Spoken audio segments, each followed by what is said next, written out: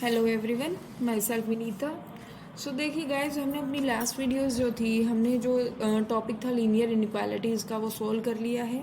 उसकी तीनों एक्सरसाइज हमने सोल्व किया, प्लस जो मिसलेनियस एक्सरसाइज थी वो भी हमने सोल्व कर ली है। ठीक है, तो वो चैप्टर हमारा कंप्लीट हो चुका है। तो आज हम एक नया टॉपिक स्टार्ट करते हैं, जो कि चैप्टर नंबर 5 होगा आपका, complex numbers and quadratic equations.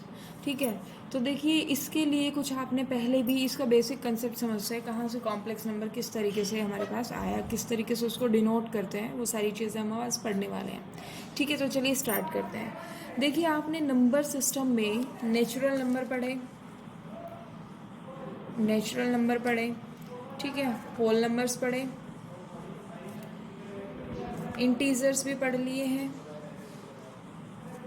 आपके पास रेशनल नंबर्स, इरेशनल नंबर्स, फिर आता है रियल नंबर्स, और जो सबसे लास्ट में आता है वो आता है कॉम्प्लेक्स नंबर। कॉम्प्लेक्स से ही थोड़ा पता लग रहा है कि थोड़ा कॉम्प्लेक्स तो होगा। ठीक है, तो देखिए नेचुरल नंबर क्या थे, जो हमारे पास 1 से स्टार्ट होते हैं, जो हम काउंटिंग करते हैं, वो सारे क्या होते हैं, नेचुरल नंबर्स होते हैं। उसके बाद होल नंबर्स क्या होते हैं, जो 0 से स्टार्ट हो, 0 में इसमें इंक्लूड हो जाता है, तो ये आपके पास होल नंबर का सेट है। प्लस माइनस का जो भी आपके पास होता है, +-1, +-2, +-3, ये आपके पास क्या होते हैं, इंटीजर्स होते हैं। ठीक है, 0 भी इसमें इंक्लूड होता है। ठीक है, रेशनल नंबर है, जैसे मैं कहूँ 3/4, 1/2 एट्सेट्रा जो होता है, ये क्या होता है, रेशनल नंबर्स होते हैं। इरेशनल √2, √3, पाई एट्सेट्रा। ठीक है, ये आपके पास इरेशनल होते हैं। उसके बाद रियल आता है, रियल में इन सब का कॉम्बिनेशन होता है रियल नंबर्स में। ठीक है, रियल कंप्लीट आर, जिसमें आपके पास integers, natural numbers, rational irrational सब कुछ आता है, वो आपका रियल नंबर आता है। अब जो रियल नंबर से भी बड़ा सेट होता है वो कॉम्प्लेक्स नंबर का होता है। ये कॉम्प्लेक्स नंबर आज हम पढ़ने वाले हैं। ठीक है, ठीक है, कॉम्प्लेक्स नंबर आज हम पढ़ेंगे। तो उस कॉम्प्लेक्स नंबर वो कहाँ से आया, किस तरीके से उसका इन्वेंशन हुआ, क्या हुआ, वो चीज़ हम देखने वाले हैं, किस तरीके से उसको रिप्रेजेंट करेंगे। फॉर एग्जाम्पल देखिए, मैं कोई इक्वेशन ले लेती हूँ, x² + 1 इक्वल्स टू क्या है, 0। यहाँ से आप क्या करोगे, आप x² + 2 ले सकते हो, कोई भी इक्वेशन ले सकते हो। तो जब हम इसको सोल्व करते हैं तो ये क्या आता है, x² = -1। ठीक है, अब हम क्वेश्चन को ना यहीं छोड़ देते थे। 10 तक हमने क्या किया, हम इसके रियल रूट्स फाइंड आउट करते थे। तो रियल रूट्स हम फाइंड आउट करते थे तो हम यहीं उसको छोड़ देते थे कि ये आगे सोल्व नहीं होगा, क्योंकि जब इसको सोल्व करोगे तो ये आपके पास √-1 इस तरीके से होता है, क्योंकि दोनों साइड आप जब स्क्वायर करोगे तो आपके पास वैल्यू ये आती है। अब ये जो वैल्यू आई है, इसी को ही हम क्या कहते हैं, कॉम्प्लेक्स नंबर। जब भी रूट के अंदर कोई नेगेटिव चीज़ आ जाए, negative term, that means under the root negative terms, ये जो होगा ये आपके पास क्या होता है, कॉम्प्लेक्स नंबर होता है। ये कॉम्प्लेक्स नंबर होगा।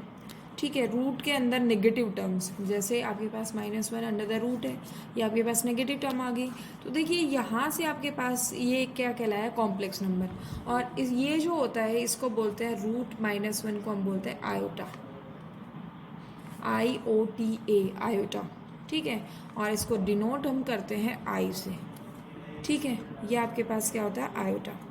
अब जैसे फॉर एग्जांपल मैं कहूँ कि मेरे पास -7 है, -5 है, इनका आप रूट्स नहीं निकाल सकते।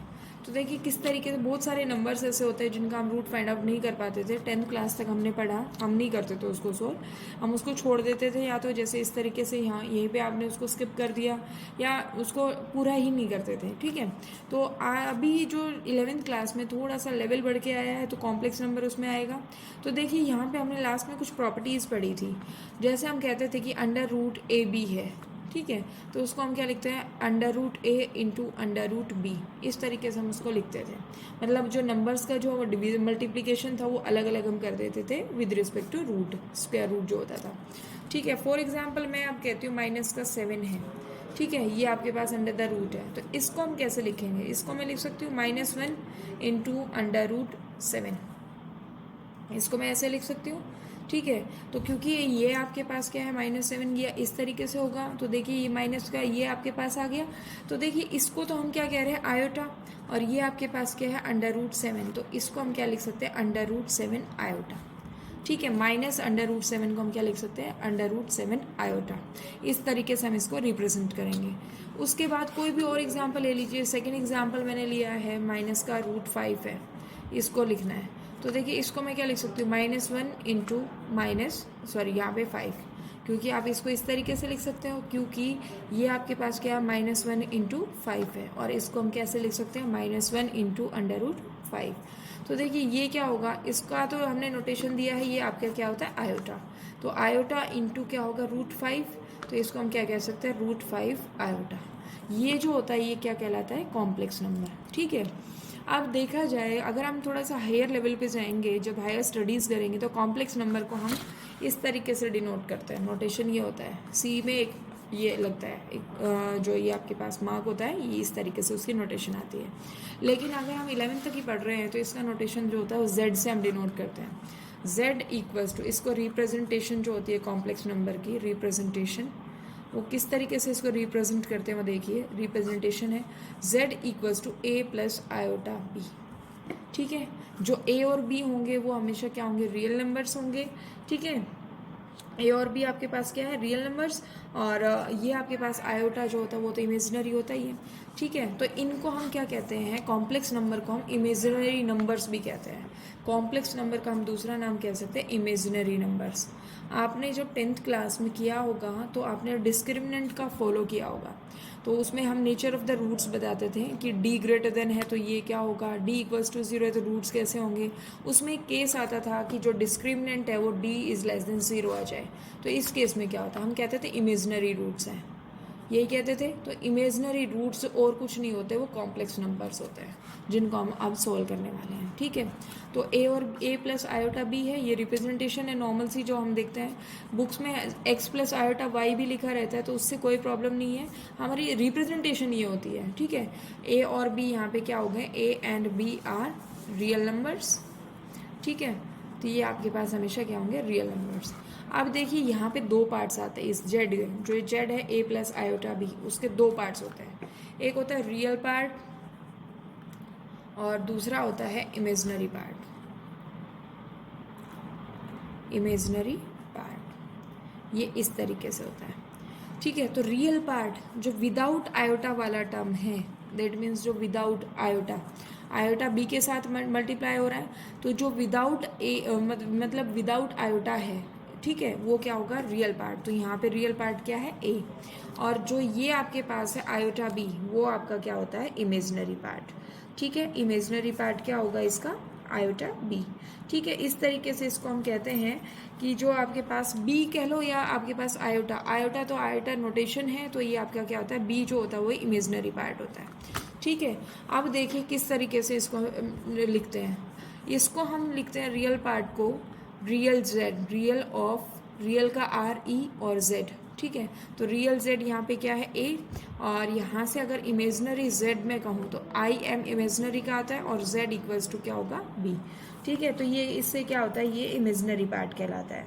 ठीक है, तो इस तरीके से हमने क्या कहा कि ये आपके पास जेड जो होता है वो a प्लस आयोटा बी में ये चीज़ें होती है। फॉर एग्जाम्पल और ले लेते हैं हम। यहाँ से अगर मैं कहूँ 2 प्लस आयोटा 5 है, ये आपके पास है, तो यहाँ से रियल जेड क्या होगा, आपके पास लेट जेड जो है 2 प्लस आयोटा 5 है, तो जेड आपके पास रियल जेड क्या होगा 2, और इमेजनरी जेड जो है वो क्या होगा 5। इस तरीके से हम इसको सोल्व करने वाले हैं। ठीक है, तो सबसे पहले देखिए जो कॉम्प्लेक्स नंबर है उसको हम इमेजिनरी नंबर भी कहते हैं। उसके बाद हमने बताया कि किस तरीके से वो आया, यहाँ से हम किस तरीके से उसको सोल्व करते हैं। तो ये जो माइनस की टर्म होती है अंडर द रूट, वो क्या कहलाती है, इमेजिनरी नंबर्स का कंसेप्ट होता है। ठीक है, तो अंडर रूट -1 जो होता है वो आयोटा होता है, तो इसको हम रिप्रेजेंट करते हैं आई से। ठीक है, तो माइनस का अंडर रूट 7, ये इस तरीके से मैंने एग्जाम्पल सोल्व कर दिए हैं। ठीक है, उसके बाद आता है रिप्रेजेंटेशन। जो z होता है वो क्या होता है, a प्लस आयोटा बी। बहुत सारी बुक्स में x प्लस आयोटा y भी लिखा है, वो आप अपनी मर्जी से ले सकते हैं, क्योंकि हमारे पास रियल नंबर हमें लेने तो हम उसको नोटेशन किसी भी तरीके से दे सकते हैं। रिप्रेजेंट इसी तरीके से होगा, फर्स्ट में आपका रियल पार्ट होगा, देन आपका इमेजिनरी जो स्टैंडर्ड फॉर्म होती है। ठीक है, तो ये हमने इसको इस तरीके से लिखा, तो रियल पार्ट क्या है a, और रियल ऑफ z इसको हम डिनोट करते हैं इस तरीके से, रियल पार्ट को real of z, jet means जो कॉम्प्लेक्स नंबर है उसका रियल पार्ट जो है वो क्या है a, और इमेजनरी पार्ट जो वो क्या है b। ठीक है, ये हमने एग्जांपल से भी समझा दिया कि z equals to 2 plus iota 5 equals to, तो यहाँ पे रियल z कितना होगा 2 और इमेजनरी पार्ट ऑफ z कितना होगा 5। ये इस तरीके से हमने इसको रिप्रेजेंट कर दिया है। ठीक है, आई होप आप सभी को समझ में आ रहा है।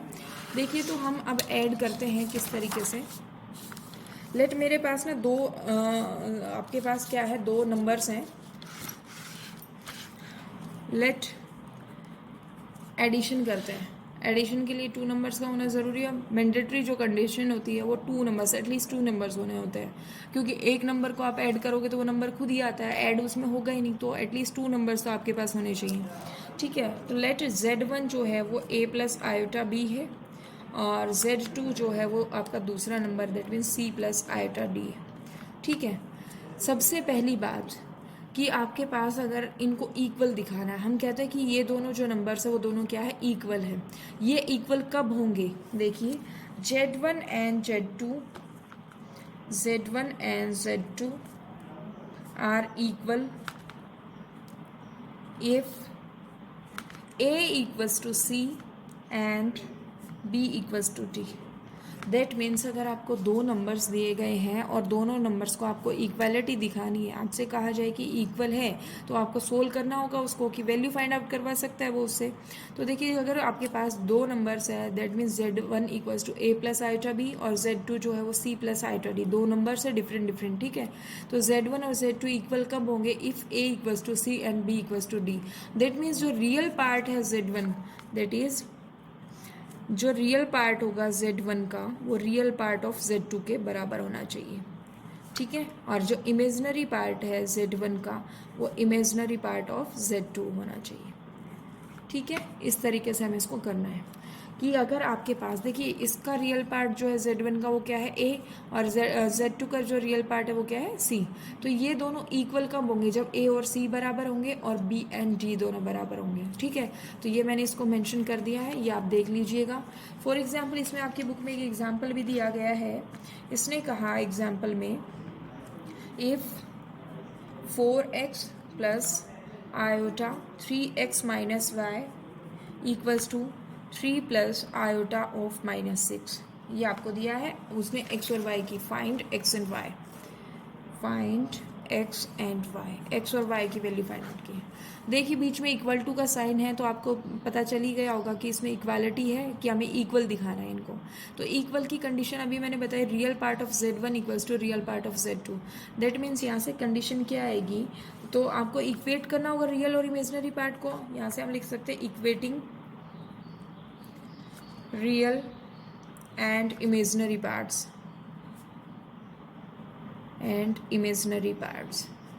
ऑफ, कोई भी आप ये कह सकते हो, इक्वेशन फर्स्ट है पार्ट्स ऑफ 1। ठीक है, तो यहाँ से क्या होगा, 4x जो होगा वो किसके बराबर होगा 3 के, और जो 3x माइनस वाई है वो किसके बराबर होगा -6 के बराबर होगा। ठीक है, तो x की वैल्यू देखिए क्या होगी, यहाँ से 3/4 और ये x की वैल्यू उठा के हम यहाँ पुट कर सकते हैं, तो that is 3 into 3/4 minus Y equals to -6। ठीक है, सोल्व करेंगे तो 9/4, यहाँ से ये इधर आएगा तो प्लस का, और ये आपके पास y हो गया। सोल्व करेंगे तो 4 LCM है, 9 प्लस यहाँ से आपके पास कितना आ जाएगा 24, दैट इज़ ये आपके पास आएगा 33/4 y की वैल्यू आएगी। ठीक है, तो देखिए हमने इनको इक्वेट करके x और y की वैल्यू फाइंड आउट कर ली है।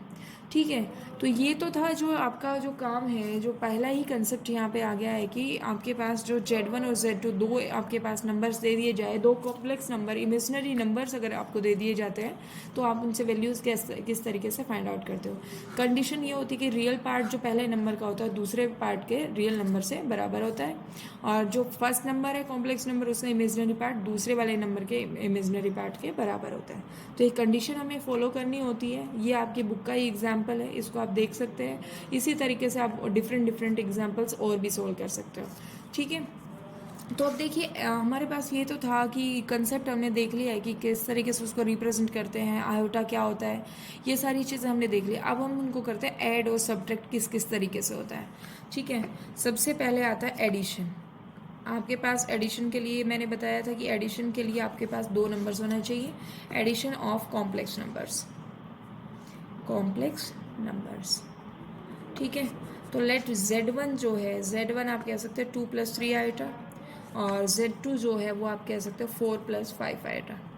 इस तरीके से इसको कह सकते हो, या आयोटा आप पहले भी लिख सकते हो 5 से, यहाँ पे 3 से पहले लिख लो, कोई प्रॉब्लम नहीं है।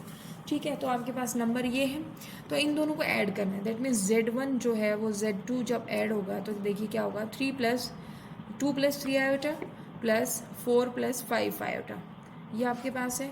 तो इस तरीके से देखिए जो इमेजनरी पार्ट है वो इमेजनरी पार्ट में ऐड होगा, और जो आपके पास नॉर्मल पार्ट है दैट मीन्स रियल पार्ट है वो रियल पार्ट में ऐड होता है।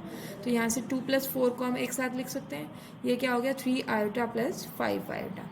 ठीक है, तो इसको हम सोल्व करेंगे तो कितना हो गया 6, और यहाँ से आयोटा अगर मैं कॉमन ले लेती हूँ कितना होगा 3 + 5।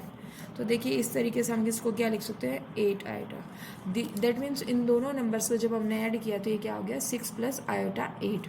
ठीक है, तो ये क्लोजर प्रॉपर्टी भी होल्ड होती है। दैट मीन्स क्लोजर प्रॉपर्टी क्या होती है, अगर आप दो नंबर्स लेते हो, दैट मीन्स एक कॉम्प्लेक्स नंबर, दो कॉम्प्लेक्स नंबर आपने लिए, तो यहाँ से अगर उन दोनों का सम कर दोगे तो वो भी एक कैसा नंबर आएगा, कॉम्प्लेक्स नंबर। ये आपकी क्या कहलाती है, क्लोजर प्रॉपर्टी। ठीक है, ये मैंने अभी थोड़ा बता दिया, इसके बाद आगे भी डिफाइन कर दूंगी इसको। ठीक है, उसके बाद आता है सब्ट्रैक्शन। सब्ट्रैक्शन में देखिए क्या होगा, सब्ट्रैक्शन भी सेम इसी तरीके से होता है। लेट Z1 जो है वो कितना है 2 + 3 आयोटा है, और Z2 जो है वो कितना है आपके पास 4 + 5 आयोटा है। मुझे Z1 - Z2 करना है, तो देखिए क्या होगा 2 + 3 आयोटा माइनस 4 + 5 आयोटा। ठीक है, तो यहाँ से हम सोल्व करेंगे तो 2 + 3 आयोटा -4, क्योंकि बाहर माइनस का साइन है तो अंदर के साइन चेंज होंगे, माइनस का 5 आयोटा। तो देखिए इसको सोल्व करेंगे 2 - 4 + 3 आयोटा -5 आयोटा। इसको सोल्व करोगे तो ये कितना आएगा -2, और आयोटा कॉमन ले लेते हैं तो 3 - 5। यहाँ से सोल्व करेंगे तो -2 + आयोटा ऑफ -2। ठीक है, इसको अगर हम तरीके से लिखें तो ये आपके पास -2 आयोटा हो जाएगा। ठीक है, तो इस तरीके से हम इसको सब्ट्रैक्ट करना है। उसके बाद आता है मल्टीप्लिकेशन ऑफ कॉम्प्लेक्स नंबर्स। ठीक है, आगे करते हैं मल्टीप्लिकेशन। मल्टीप्लिकेशन में देखिए किस तरीके से हम करेंगे मल्टीप्लिकेशन। Z1 आपके पास कोई नंबर है 2 + 3 आयोटा, और Z2 जो है वो नंबर आपके पास 4 + 5 आयोटा। ठीक है, ये नंबर्स आपको दिए हैं, हमें क्या करना है Z1 × Z2 आपका फाइंड आउट करना है। That means 2 + 3 iota into 4 + 5 iota. ठीक है, इस तरीके से हमें इसको सोल्व करना है। अब इसको करने से पहले आपको एक चीज़ और देखनी होगी जो पावर्स ऑफ आयोटा होती है। ठीक है, तो वो क्या होती है वो देखिए, यहाँ पे मैं फर्स्ट पेज पे ही करा देती हूँ। देखिए आयोटा की वैल्यू क्या है, √-1। अब हमें वैल्यू चाहिए आयोटा स्क्वायर की। आयोटा स्क्वायर क्या होगा, √-1 इंटू √-1। इस तरीके से हम इसको लिखेंगे। ठीक है, तो अब देखिए ये आपके पास क्या होगा, आयोटा स्क्वायर जो है यहाँ से हम इसको कह सकते हैं ये कितना होगा, देखिए -1। ठीक है, इंटू -1। ठीक है, आयोटा स्क्वायर इस तरीके से होगा। अगर यहाँ से मैं देखती हूँ कि मैं इसका कॉमन ले लूँ, या फिर मैं अगर कहूँ इस तरीके से ना करके ये आपके पास है, मैं दोनों साइड स्क्वायर कर देती हूँ, तो √-1 का जो होगा स्क्वायर होगा। तो देखिए स्क्वायर से स्क्वायर रूट कैंसिल होकर आयोटा स्क्वायर की जो वैल्यू आई वो कितनी आएगी, -1। मैंने अभी इसलिए बता दिया है क्योंकि आगे मल्टीप्लिकेशन में यूज़ होनी है। ठीक है, तो आयोटा की वैल्यू क्या थी, √-1 है, दोनों साइड स्क्वायर किया तो स्क्वायर से स्क्वायर रूट कैंसिल हुआ, तो ये आपके पास क्या आ गया, आयोटा स्क्वायर = -1। इस तरीके से हमने इसको सोल्व किया। तो देखिए जब हम ये सोल्व करेंगे तो किस तरीके से आपके पास वैल्यूज आएंगी। नॉर्मल जो आप प्रोडक्ट करते हो दो ब्रैकेट्स को जिस तरीके से सोल्व करते हो उसी तरीके से आपको इसको सोल्व करना है। ठीक है, फर्स्ट एलिमेंट दैट इज़ 2 × क्या होगा 4 + iota plus 3 iota into 4 + 5 iota. जो आप नॉर्मल जब ब्रेसेस को सोल्व करते हो वही करना है। ठीक है, तो 2 को जब 4 से मल्टीप्लाई किया तो कितना आया 8, और 2 को जब 5 से मल्टीप्लाई किया तो 10 आयोटा आया। ठीक है, 3 आयोटा को जब 4 से मल्टीप्लाई किया तो कितना आया 12 आयोटा, और 3 आयोटा और इंटू 5 आयोटा ये कितना होगा प्लस का 15 आयोटा स्क्वायर। ठीक है, तो देखिए हमें पता है कि आयोटा स्क्वायर की वैल्यू जो होती है -1 होती है। वैल्यू पुट कर देते हैं, देखिए ये कितना होगा 8 प्लस ये देखिए कितना हो गया 22 आयोटा। ठीक है, प्लस 15 इंटू आयोटा स्क्वायर की वैल्यू क्या होगी -1, वैल्यू पुट कर दी हमने 8 + 22 आयोटा -15। तो ये आपके पास क्या आएगा -7 + 22 आयोटा। इस तरीके से आपका क्या है ये सोल्व हो गया। ठीक है, तो ये केस था मल्टीप्लिकेशन का। डिवीज़न और देख लेते हैं। डिवीज़न क्या है, डिवीज़न में किस तरीके से होगा, वही Z1 आप ले लो 2 + 3 आयोटा और Z2 आप ले लीजिए 4 + 5 आयोटा। इस तरीके से हमने किया। हमें क्या करना है, Z1/Z2 फाइंड आउट करना है। ठीक है, तो ये क्या होगा 2 + 3 आयोटा अपॉन ये कितना होगा 4 + 5 आयोटा। देखिए ये हमने जब रेशनलाइज का टॉपिक किया था 9th क्लास में, तो उसमें भी आता है रेशनलाइज करना कैसे होता है। जो बीच का साइन होता है डिनोमिनेटर का वो चेंज होके यहाँ पे मल्टीप्लाई हो जाता है 4 - 5 आयोटा। ठीक है, सोल्व करते हैं तो ये क्या होगा 2 + 3 आयोटा इंटू 4 - 5 आयोटा और अपॉन में क्या होगा 4² - 5 आयोटा स्क्वायर, यही होगा। ठीक है, 5 आयोटा का स्क्वायर दैट मीन्स स्क्वायर जो होगा वो बाहर आएगा। ठीक है, तो अब देखिए इसको सोल्व करते हैं। 2 से मल्टीप्लाई करेंगे इस पूरी ब्रैकेट को तो ये 8 और यहाँ से कितना होगा -10 आयोटा प्लस का कितना होगा 12 आयोटा। ठीक है, और ये आपके पास हो जाएगा -15 आयोटा स्क्वायर। ठीक है, अपॉन कितना होगा 16 माइनस ये कितना होगा 25 आयोटा स्क्वायर। ठीक है, सोल्व करते हैं इसको तो ये 8 + 2 आयोटा हो गया यहाँ से, तो -10 आयोटा प्लस 12 आयोटा, ये कितना आ गया 2 आयोटा। और यहाँ से जब इसकी वैल्यू रखेंगे आयोटा स्क्वायर की, ये कितनी होगी -1। अपॉन में देखिए कितना होगा 16 - 25 इंटू -1। सोल्व कर लेते हैं इसको, ये कितना होगा 8 + 2 आयोटा प्लस 15 अपॉन कितना होगा 16 + 25। ठीक है, तो इसको सोल्व करते हैं तो 15 और 8 होते हैं 23 + 2 आयोटा अपॉन कितना होगा यहाँ से 25 और ये आपके पास होता है 41। ठीक है, इस तरीके से हमने इसको डिवाइड कर दिया।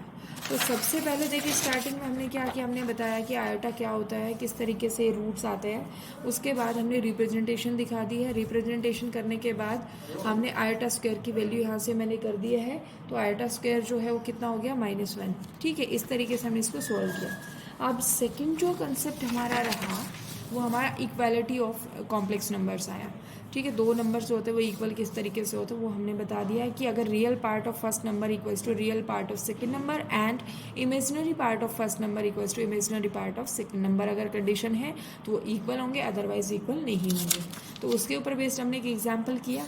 उसके बाद हमने addition, subtraction, multiplication and division of complex numbers किया। हमने डिफरेंट 2 एग्जाम्पल्स लिए, 2 नंबर्स लिए, उनको सोल्व करके हमने उसको दिखा दिया है कि किस तरीके से ऐड, सब्ट्रैक्ट, मल्टीप्लाई और डिवीजन का काम होता है। ठीक है, तो ये कुछ बेसिक सा कंसेप्ट था, आपको सिखा दिया है मैंने। फिर उसके बाद पावर ऑफ आयोटा आएगी कि आयोटा स्क्वायर की वैल्यू तक तो हमने फाइंड आउट कर ली, फिर आयोटा क्यूब, आयोटा की पावर 4, देन हम सोल्व करने शुरू करेंगे क्वेश्चंस को, तो आपको क्लियर हो जाएगा। सभी नया टॉपिक है, कभी कॉम्प्लेक्स नंबर पढ़ा नहीं है, तो हो सकता है थोड़ी सी प्रॉब्लम हो, बट मेरी कोशिश रहेगी कि आपको ईजीएस्ट वे में मैं बताऊं। ठीक है, तो आज की वीडियो में बस इतना ही। नेक्स्ट वीडियो में हम नेक्स्ट स्टार्ट करेंगे इसके ऊपर बेस्ड क्वेश्चन। नेक्स्ट टॉपिक रहेगा पावर्स ऑफ आयोटा, उसकी कुछ प्रॉपर्टीज़ रहेंगी वो देखेंगे। ठीक है, so thank you so much.